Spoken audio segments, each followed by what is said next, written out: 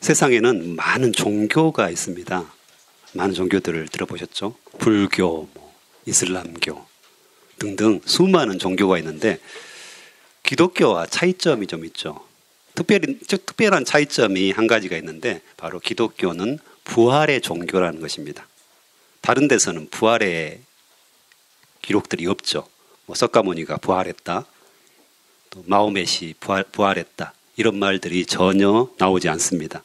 하지만 기독교는 예수 그리스도께서 죽으시고 십자가에 죽으시고 부활하셨다, 이것을 믿는 그런 종교죠. 그래서 완전하게 차별성이 있습니다. 그래서 어떤 사람도 어떤 종교 지도자도 부활했다, 이것을 기록할 수가 없었죠. 그래서 기독교는 유일하다고 합니다. 유일성이 있는 거죠. 유일하게 부활을 다루고 있는 그런 종교입니다. 그래서 바울도 계속해서 그 이야기를 합니다. 그래서 예수 그리스도께서 부활하지 않았다면 우리의 믿음이 헛것이다. 우리의 이렇게 나와서 예배하고 모든 것들이 헛것이다 라고 고린도전서 15장 13절에서 15절에 보면, 만일 죽은 자의 부활이 없으면 그리스도도 다시 살아나지 못하셨으리라. 그리스도께서 만일 다시 살아나지 못하셨으면 우리가 전파하는 것도 헛것이요, 또 너희 믿음도 헛것이며, 또 우리가 하나님의 거짓 증인으로 발견되리니 우리가 하나님이 그리스도를 다시 살리셨다고 증언하였습니다. 아멘. 그래서 부활이 없다면 우리의 전파하는 것, 믿는 것, 모든 것이 헛것이다고 이렇게 이야기합니다.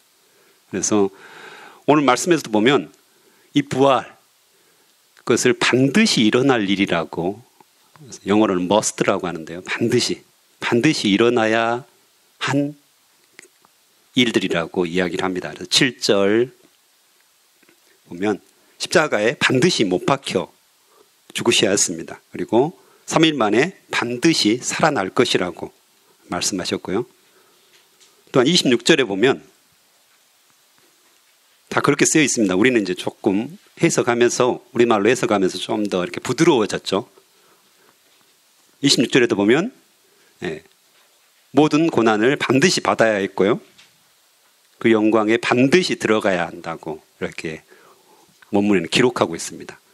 또 46절에도, 내일 나오는 46절 본문에도 그런 단어들이 쓰입니다. 그래서 반드시, must라는 단어를 쓰면서 확실하게 그 일들이 일어났다. 그리고 이미 그 일들이 반드시 일어날 것들을 선지자를 통해서, 또 예수님을 통해서 예언을 하시죠. 그것이 실제로 일어났고, 그래서 이 모든 것들이 하나님의 계획이었고 역사하심이었다고 이렇게 이야기합니다. 그래서 부활이 사실이고 그런 증거들이 성경 안에 넘쳐나죠. 그런데 어떻습니까? 제자들은 그것을 믿지 않습니다. 오늘 본문에도 보면 10절에 여자들이 무덤에서 돌아와서 예수님께서 부활하셨다는 것을 11 제자와 모든 사람들에게 알리죠. 막달라 마리아와 요한나와 야고보의 어머니 마리아와 다른 여인들이 그것을 알려줍니다. 그런데 제자들의 반응은 어떻습니까? 그들은 이 말을 허튼 소리로 듣고 여자들의 말을 믿으려 하지 않았다라고 분명하게 이야기합니다. 이스라엘의 이 전통에서는 증인들을 2명 이상 세우면 확실한 증거라고 이렇게 이야기를 합니다. 그래서 재판에서도 반드시 2명 이상 증인을 세워야지 이 재판을 받을 수 있는, 그래서 증거가 될 수 있는 요건이 되거든요. 근데 오늘 수많은 여자들이 예수님께서 살아나셨다, 부활하셨다, 증인으로 나선 겁니다. 지금 2명 이상이고 많은 사람들이 보았다, 증언을 하고 있는 거죠. 그럼에도 불구하고 이 제자들은 그것을 허튼 소리로 듣고 믿지 않는 그런 일이 일어나죠. 그래서 예수님께서 이미 부활하실 거라는 것을 말씀하셨지만 제자들은 그것을 전혀 믿지 않았던 그런 모습입니다. 또한 엠마오로 내려가는 두 제자에게 나타나시잖아요. 그래서 계속해서 말씀하시고, 그런데 16절에 보면 그러나 그들은 눈이 가리워져서 예수님인지 알지 못했다라고 이야기합니다. 물론 예수님께서 부활하신 후에는 전혀 다른 모습이셨던 것 같습니다. 육체로 있을 때의 예수님의 모습과 부활하신 후에 예수님의 모습은 좀 달랐던 것 같습니다. 그래서 나중에 보면 제자들이 모여있는 문이 닫힌 곳에 그냥 벽에서 쑥 벽을 이렇게 통과하실 정도. 그래서 몸도 있으셨고 또 만졌다고 했잖아요. 그렇죠? 만질 수 있었던 몸이었고 또 그냥 벽을 통과할 수 있는 그런 몸이었던 것 같습니다. 그래서 완전히 육신의 모습과는 다른 모습으로 예수님이 계셨기 때문에 그 변화된 예수님의 모습을 보았기 때문에 이 아마 엠마오로 내려가는 두 제자가 예수님을 전혀 알아보지 못한 그런 모습이었을 것입니다. 근데 이제 그 이유를 뭐라고 말하죠? 눈이 가리워졌다. 눈이 가리워졌다.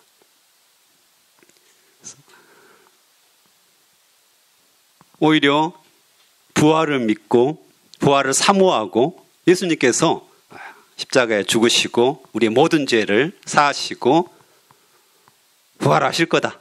이것들을 사모하고 소망했다면 분명히 보았을 겁니다.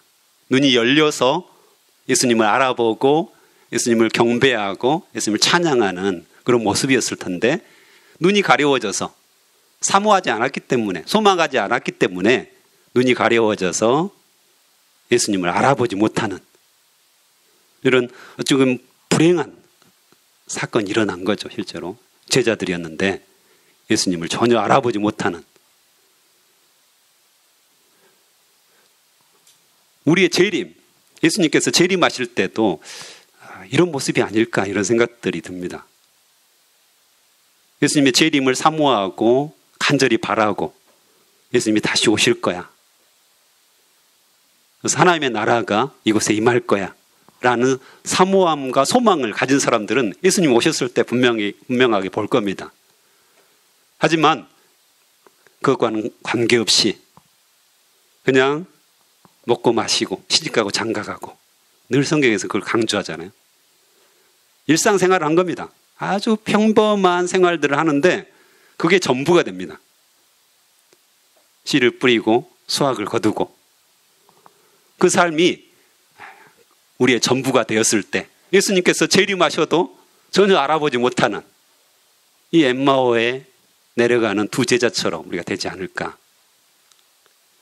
그래서 하나님께서는 예수 그리스도의 재림을 사모하고 하나님의 나라를 사모하라고 늘 이야기합니다. 그 사람에게 하나님께서 분명하게 보여주실 겁니다. 어쨌든 이 제자들에게 있어서 부활에 대한 불신과 회의감들이 계속해서 있었던 거죠. 그래서 예수님께서 그 부활하신 그 모습을 그대로 보여주시기로 작정하신 것 같습니다.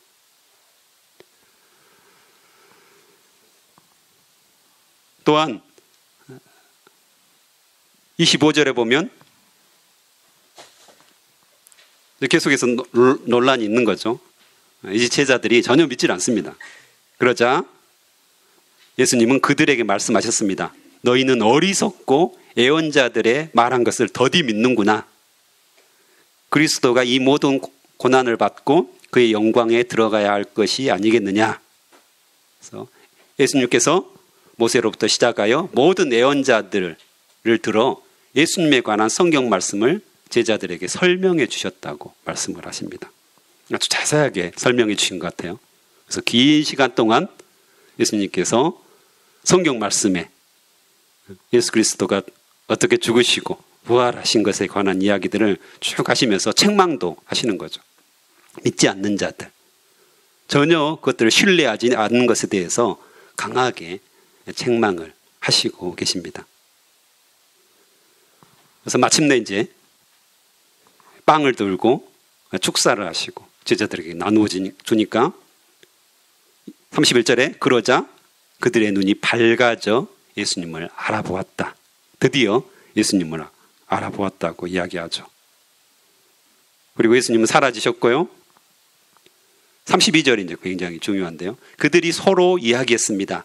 길에서, 엠마오로 내려가는 길에서 예수님께서 우리에게 말씀하시고 성경을 풀어주실 때 우리의 마음이 불타는 것 같지 않았는가? 다른 번역은 뜨겁게 되었다. 마음이 뜨겁게 되었다. 불타는 것 같게 되었다. 라고 이야기합니다.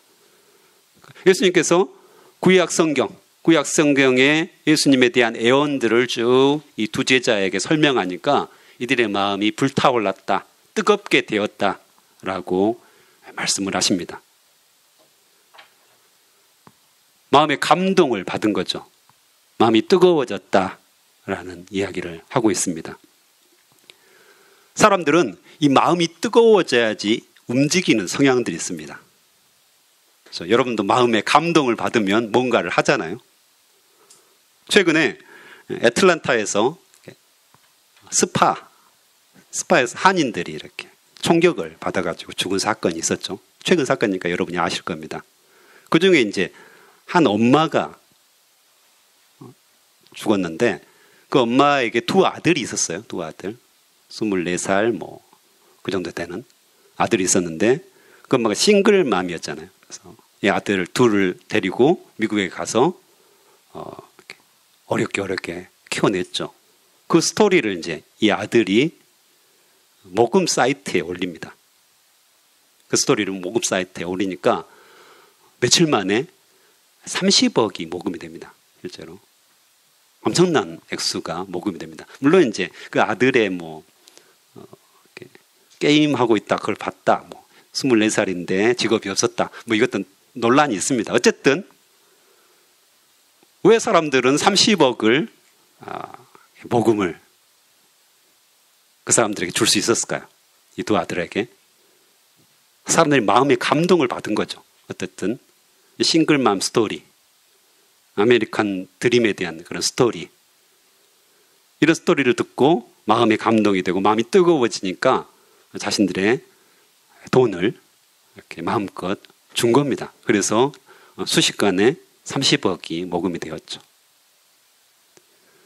또한 요즘 미얀마 사태가 있잖아요. 그래서 미얀마의 군부 독재가 다시 한번 이렇게 쿠데타를 일으키면서 많은 사람들이 목숨을 걸고 시위를 합니다. 수많은 사람들이 죽었잖아요. 거의 1000여 명에 가까운 사람들이 예전 우리 5.18 민주화 운동처럼 그런 일들이 일어나서 기도 운동들이 상당히 많이 일어나고 있습니다. 그래서 온라인상에서 기도 운동들이 상당히 일어나는데 어쨌든 왜 그 사람들이 목숨을 걸고 그 일들을 할까요? 민주화에 대한 열망들, 그것이 마음이 뜨거워진 거죠. 마음의 감동을 받은 겁니다. 군부 독재 아래서 우리는 살 수 없다. 숨 쉴 수 없다. 우리는 자유를 얻고 싶다. 이런 뜨거운 열망, 이런 열망들이 그들 안에 가득하니까 목숨을 걸고 그 일들을 담당하는 거잖아요.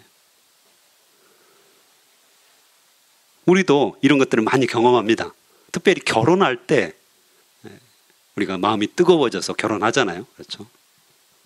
안 그렇습니까? 다 안 그러신 것처럼 표정을. 저도 연애할 때 뜨거웠던 생각들이 듭니다. 맞죠? 분명합니다. 저도 아내를 대학교 때 만났는데 사역도 열심히 뜨겁게 했지만 복음을 전하고 제자를 키우고 양육하는 일을 뜨겁게 했지만 사랑도 뜨겁게 했습니다. 혼자서 제가 열심히 쫓아다녔거든요. 그래서 졸업하고 필리핀 단기 선교사로 아내가 가 있을 때도 날마다 편지를 써서 국제우편을 보냈습니다. 그때 메일이 없어가지고 메일로 막 보냈으면 좋았을 텐데 어쨌든 편지를 써가지고 열심히 보냈던 기억.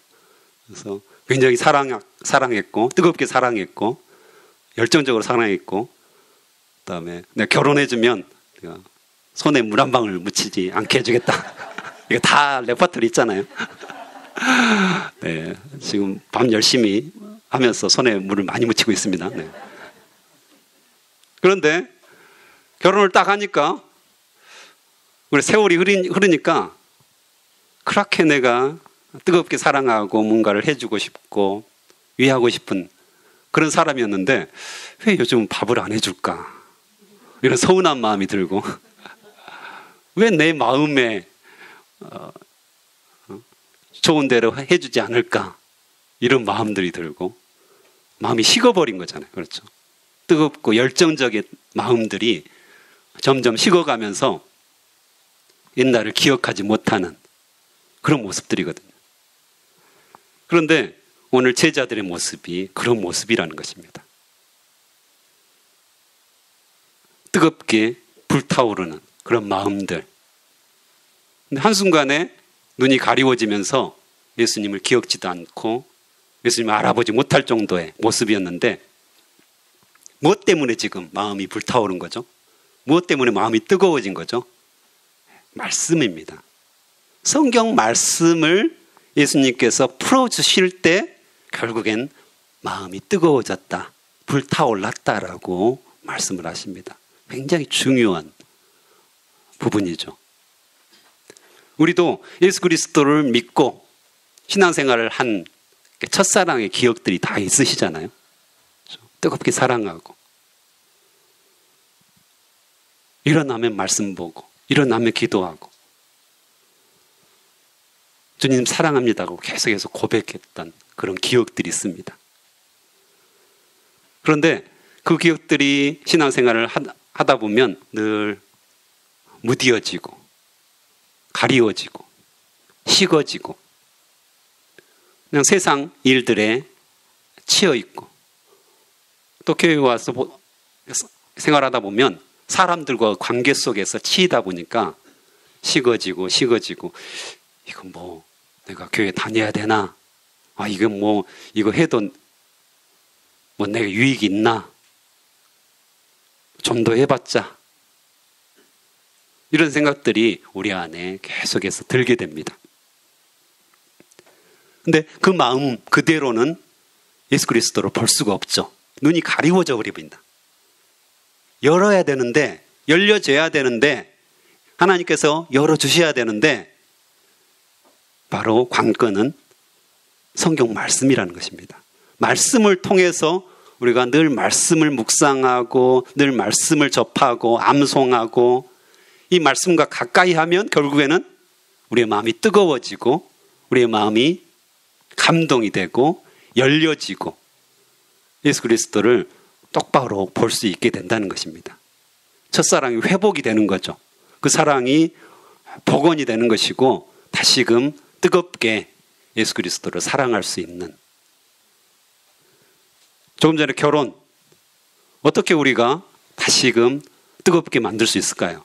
우리의 부부 생활을 당연히 언약을 기억하는 거죠. 결혼의 언약 약속을 한 거잖아요. 하나님 안에서 우리가 약속했고 하나됨을 약속했고 분명히 그 약속들을 한 거죠.